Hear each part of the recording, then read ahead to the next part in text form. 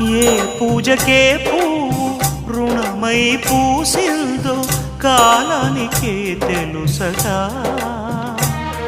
ఆ కాలం కనుమూస్తే కలగా చెరిగేది జీవితం ఒకటేనడా సవతిగా కాకుండా చెల్లిగా నన్ను చూసి తల్లిని చేశావుగా ఈ పారాణి పాదాలు సేవించినా గాని రుణమే తీరదుగా ఇది కలకాలమై ఉండగా